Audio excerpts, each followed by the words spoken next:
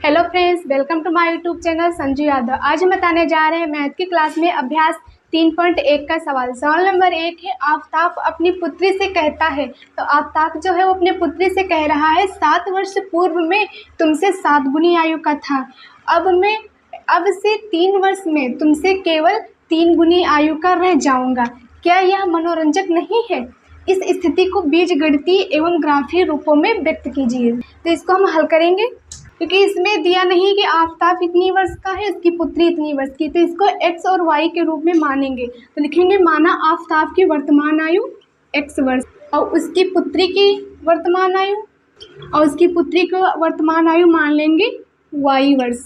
फिर दिया है 7 वर्ष पूर्व, आफ्ताब जो है अपनी पुत्री से कह रहा है 7 वर्ष पूर्व में तुमसे 7 गुनी आयु का, जो उसकी पुत्री है उससे उसका जो बाप है वो 7 वर्ष बड़ा है। लिखेंगे 7 वर्ष पूर्व आफ्ताब की आयु जो है और लिख लेंगे x माइनस 7 और 7 वर्ष पूर्व जो उसकी पुत्री की आयु है तो लिखेंगे पुत्री की आयु बराबर y माइनस 7। फिर लिखेंगे प्रश्नानुसार क्या बोल रहा है सवाल, उसी तरह हम इसको हल करेंगे। x माइनस 7 बराबर मतलब आफ्ताब की आयु बराबर है, हमें दिखाना है कि उसकी पुत्री की आयु के बराबर, तो लिखेंगे y माइनस 7। अब जो आफ्ताब की आयु है वो उसकी पुत्री की आयु के बराबर नहीं हो सकती, यहाँ पे हम 7 से गुणा कर देंगे। जब हम 7 से गुणा करेंगे तो ये 7 गुनी उसकी हो जाएगी आयु, तो उसके बराबर हो जाएगी। तो लिखेंगे x माइनस 7 बराबर, जब हम 7 को y से गुणा करेंगे तो हमारा आएगा 7y, और जब 7 को हम 7 से गुणा करेंगे तो आएगा -49। यहाँ हम नीचे लिखे थे x माइनस 7 बराबर 7y माइनस 49। अब हम 7y को आगे ले आएंगे, x माइनस 7y बराबर माइनस का 49 माइनस 7। जब हम 49 में से 7 निकालेंगे तो हमारा माइनस का 42 बचेगा, तो x माइनस 7y बराबर माइनस का 42। अब इसको हम समीकरण 1 मान लेंगे। 3 वर्ष बाद जो आफ्ताब की आयु है x प्लस और 3 और उसकी पुत्री की आयु 3 वर्ष बाद उसकी पुत्री की आयु जो है वो हो जाएगी y प्लस, फिर हम आफ्ताब की आयु बराबर उसकी पुत्री की आयु, तो लिखेंगे x प्लस 3 बराबर है y प्लस 3। अब यहाँ 3 वर्ष बाद पूछ रहा है तो इस आफ्ताब की आयु के बराबर हमें दिखानी है उसकी पुत्री की आयु, तो यहाँ हम 3 से गुणा कर देंगे तो आ जाएगा x प्लस 3 बराबर 3y प्लस, और 3 का जब पहाड़ा हम 3 बार लगाएंगे तो आएगा 9। x माइनस 3y बराबर 9 में से जब हम 3 निकालेंगे तो हमारा बचेगा x माइनस 3y बराबर 6। समीकरण 7 वर्ष पहले लिखे थे तो ये समीकरण 1 होगी। अब 3 वर्ष बाद जो उसकी आयु है तो यहाँ पे हम समीकरण 2 मान लेंगे। अब हम इसको हल करेंगे समीकरण 1 से, तो अगले पृष्ठ पर फिर हम लिखेंगे समीकरण 1 जो हमने मानी थी वो क्या थी, ये मेरी समीकरण 1 है। अब हम इसको हल करेंगे तो लिखेंगे y बराबर, जो यहाँ पे y है तो y का हमें मान मानना पड़ेगा, तो हम y को 4 मान लेंगे, तो लिखेंगे y बराबर 4 से, तो लिखेंगे x बराबर 7 और y के जगह पे हम लिखेंगे 4, तो 7 गुणे 4 माइनस का 42। यहाँ हम इसको ऐसे हल कर लेंगे तो हम इसको बराबर लगा देंगे। फिर जब हम 7 का पहाड़ा 4 बार लगाएंगे तो 7 चौक 28 माइनस 42। जब हम 28 में से 42 निकालेंगे तो हमारा माइनस का 14 बचेगा। y बराबर 5 से मान लेंगे, तो लिखेंगे x बराबर 7 गुणे 5 माइनस का 42। जब हम 7 का पहाड़ा 5 बार लगाएंगे तो हमारा आएगा 35 माइनस 42। जब हम 35 में से 42 को निकालेंगे तो माइनस का 7 बचेगा। अब हम y बराबर 6 से मानेंगे इसको, तो x बराबर 7 गुणे 6 माइनस का 42। तो यहाँ जब 7 का पहाड़ा हम 6 बार लगाएंगे तो 7 6 42 होता है, तो हो जाएगा 42 माइनस 42। जब 42 में से 42 निकालेंगे तो हमारा शेष जो है कुछ नहीं बचेगा, तो यहाँ 0 लिख देंगे। फिर हम y बराबर 7 से करेंगे, x बराबर 7 गुणे 7 माइनस 42, 7 से 49 माइनस का 42 बराबर, जब हम 49 में से 42 निकालेंगे, जब हम 49 में से 42 निकालेंगे तो हमारा प्लस का 7 बचेगा।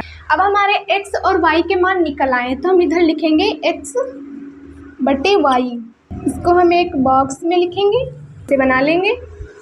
अब हम ये जो x का मान निकाले हैं वो ऊंचे लिखेंगे और y का मान निकाले हैं, जैसे यहाँ पे y मानना है मैंने, वो नीचे लिखेंगे। तो x का मान जो हमारा है वो माइनस का 14 आया है और जो y हम माने थे वो 4 है, तो 14 बटे x का जो मान है वो हमारा निकला है माइनस का 7 और y का मान 5, तो माइनस का 7 बटे 5 आ जाएगा।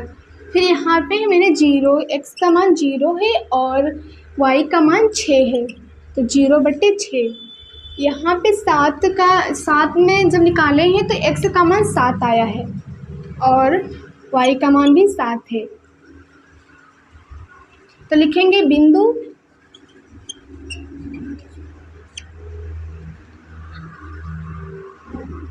जो हम निकाले हैं बिंदु उसी को मानेंगे। यहाँ पे इसको हम ब्रैकेट में लिख लेंगे, माइनस का 14, 4 और दूसरे ब्रैकेट में लिखेंगे माइनस का 7, 5, 0, 6 और 7, 7। यहाँ पे जो है बिंदु है ये हमें ग्राफ जो बनाएंगे उसमें दिखाना है। अब हम समीकरण 1 से हल कर लिए, समीकरण 2 से हल करेंगे। समीकरण 2 हम माने थे x बराबर 3y प्लस 6। यहाँ पे देखो x बराबर 3y प्लस का 6, जो यहाँ पे y दिया है इसका हमें मान रखना पड़ेगा। जब मान रखेंगे तब हमें x और y का मान पता चलेगा, तो हम y का मान रखेंगे y बराबर 0 से, तो x बराबर 3 गुणे 0 और प्लस का 6 बराबर, जब हम 3 की गुणा 0 से करेंगे, 0 की गुणा चाहे जिस संख्या से करें उसका जो गुणा आएगा वो 0 ही आएगा, तो 0 प्लस 6 बराबर, तो 0 और 6 जोड़ेंगे तो हमारा 0 ही तो आए, सॉरी 6 आएगा। अब लिखेंगे y बराबर 1 से, तो x बराबर 3 गुणे 1 प्लस का 6, 3 का हम जब गुणा एक बार करेंगे तो हमारा 3 आएगा और प्लस का 6, 3 और 6 और 3 जब हम जोड़ेंगे तो हमारा 9 आएगा। अब लिखेंगे y बराबर 2 से, तो x बराबर 3 गुणे 2 प्लस का 6, यहाँ पे 6 प्लस 6, जब 3 का पहाड़ा हम 2 बार लगाएंगे तो हमारा 6 आएगा और प्लस का 6 और 6 हमारा होता है 12।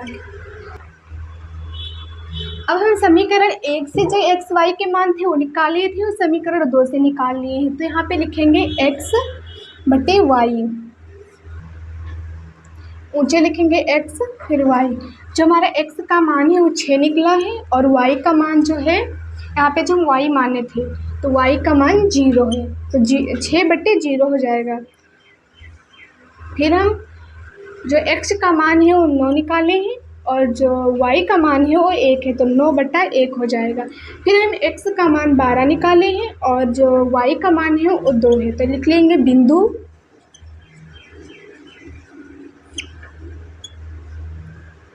6, 0, 9, 1 और 12, 2। ये जो हम बिंदु निकाले हैं इसे हमें ग्राफ में दिखाना पड़ेगा। तो हम ये पूरा सवाल हल हो गया है। अब हम इसको जब बीजगणित पूछ रहा था तो बीजगणित से हल हो गया, अब इसको हम ग्राफ से निकालेंगे। तो ग्राफ हम अगले प्रश्न पर निकालेंगे। तो यहाँ पे हम ग्राफ बना लिए, अब इसको नंबर मान लेंगे 1, 2, 3, 4 तक जितने भी इसमें दिए हुए हैं उतने मानने पड़ेंगे। यहाँ पे इधर लंग x अक्ष है, इधर लंग x डैश है, इधर लंग y है, इधर लंग y डैश है, इधर लंग सारे प्लस के हैं और इधर लंग प्लस के हैं और इधर लंग माइनस के, इधर लंग माइनस के हैं। तो हमारा जो समीकरण 1 में था वो x का मान दिया हुआ था -14/4। तो हम इसको मानेंगे -14। एक्स अक्ष पे जो दिया था वो -14 था और वाई अक्ष पे जो था वो दिया था 4। तो इधर लग मानेंगे -14। यहाँ पे -14 कहाँ पे है, यहाँ पास है, और 4 कहाँ पास है, तो इसके सीध में ही हम ग्राफ बनाएंगे। यहाँ पार मेरा बिंदु मिला है, यहाँ पास। अब इसको मिटा देंगे, -14,4। फिर जो हमारा दूसरा था वो दिया था, यहाँ पास लिखेंगे -7,5। फिर दिया था 0,6। तो 0 यहीं पास है और 6 यहाँ पास है, तो यहाँ पास बिंदु मिला है, इसको हम इधर लिख लेंगे 0,6। फिर x और y दिया था 7/7। यहाँ पे मेरा बिंदु मिला है 7,7 का। अब हम इसकी एक सीधी रेखा बनाएंगे। इसकी हमें एक सीधी रेखा बना ली है, यहाँ पास ही मिल रहे हैं। फिर दूसरी समीकरण में हमारा दिया था x और y का मान 6,0। फिर 6,0, 0 यहाँ पास ही और 6 जो दिया है वो यहाँ पास है, तो यही पास बिंदु बनेगा 6,0। फिर दूसरा था 9,1। 9 हमारा यहाँ पास दिया है और जो 1 है तो इसके सीध से लाएंगे यहाँ पास दूसरा बिंदु बन रहा है 9,1। फिर जो तीसरा बिंदु था वो था 12,2। तो 12 यहाँ पास है और 2 हमारा यहाँ पास है, तो हम इसके सीध से लाएंगे इसको ऐसे। यहाँ पास मेरा बिंदु बनेगा 12,2 का। अब इसको हम एक सीधी रेखा बनाएंगे, यहाँ पास मेरे बिंदु कट जा रहे हैं। तो सवाल में बोल रहा था इस स्थिति को बीजगणितीय एवं ग्राफीय विधि में व्यक्त कीजिए। तो इसको हम ग्राफ जो बीजगणितीय से था उसको हम उससे हल कर लिए थे और ग्राफ से इसको हम हल कर लिए, तो सवाल हमारा एक कंप्लीट हो गया है।